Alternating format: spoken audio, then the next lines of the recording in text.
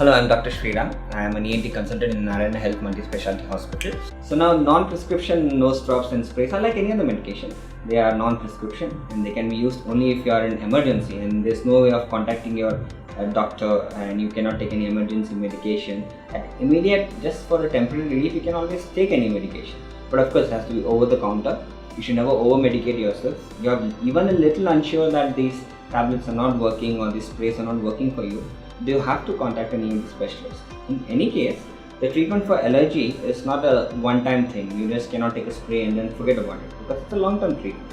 You have to, in any treatment, you have to contact your ENT specialist or an allergic specialist who can actually give you a proper medication for a long-term treatment. For any acute problem, you can always take a help of your local general practitioner who will actually guide you on how to take this medication.